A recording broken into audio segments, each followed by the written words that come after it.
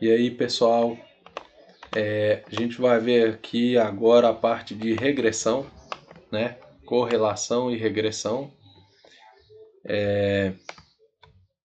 O que acontece? Imagina aí que a gente tem um conjunto de pontos, né?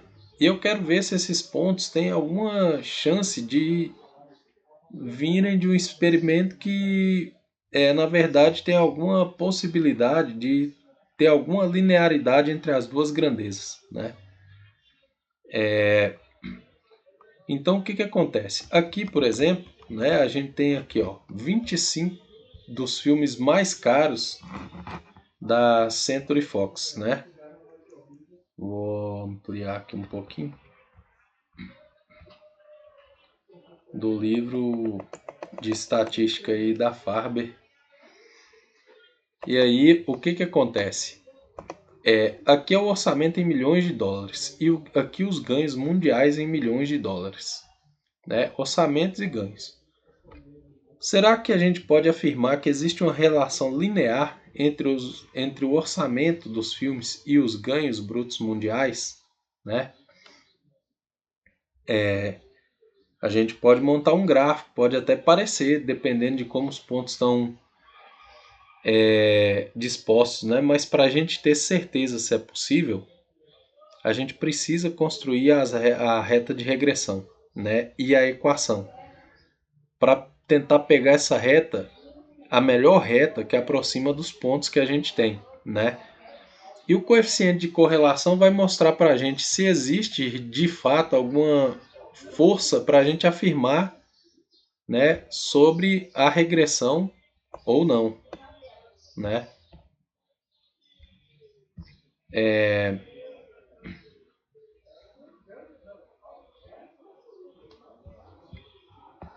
Aqui eu não havia subido o livro, mas aqui está ele, né? Aqui eu estava falando desse exemplo, então é isso que a gente precisa ver, né? E aí a gente vai contar com as fórmulas para fazer isso. Eu recomendo que pensem bem sobre as fórmulas, né? Analisem bem, tentem ter ideias, né? A gente hoje faz isso aí olhando a proximidades dos pontos. Normalmente também usamos o método dos mínimos quadrados, né? Mas a gente precisa pensar e criticar tudo que a gente vê e ouve, né? Eu vou dar uma diminuída aqui no zoom de novo, né? Só para encaixar aqui a matéria. Então, o que é uma correlação? Uma correlação aqui, ó, no livro, que a gente está vendo, nessa parte que eu estou com o mouse aqui, né? É uma relação entre duas variáveis. Os dados podem ser representados por pares ordenados x e y, onde x é a variável independente ou explanatória e y é a variável dependente ou que a gente chama de variável resposta, né?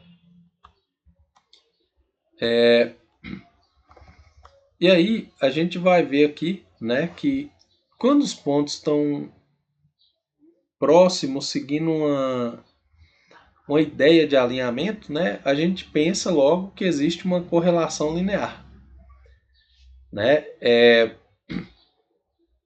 Aqui nesse caso é uma correlação linear negativa, né, porque a gente se pensar aí na própria reta, né, quando ela é decrescente no caso de uma função afim, por exemplo, a gente tem um coeficiente angular negativo, né? E aqui positivo.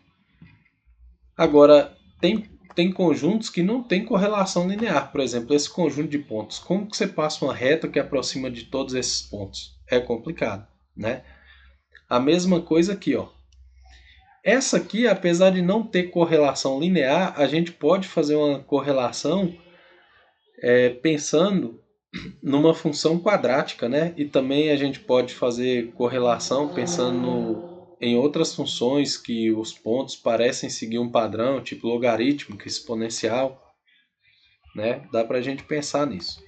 Então, na próxima aula a gente vai fazer um exemplo sobre correlação e regressão, né? A ideia é que a gente consiga construir a equação de uma reta caso haja linearidade, porque assim a gente pode fazer previsão de pontos que não estão no conjunto nosso, né? Por exemplo, aqui a gente tem esse conjunto, né? Mas se eu quisesse saber aqui, por exemplo, quanto foi gasto com propaganda, quando foi gasto com propaganda em torno de, por exemplo, né, 1,5 mil dólares, a gente não tem 1,5 aqui.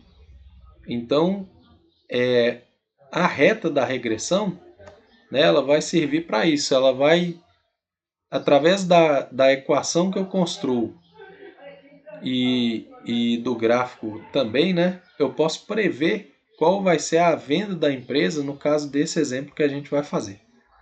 Tá bom? Então, a gente vai usar as equações todas nesse exemplo. Né? Eu posso até falar delas aqui agora. Deixa eu ver se elas estão fáceis aqui no livro. Não estão. Mas a gente vai falar delas durante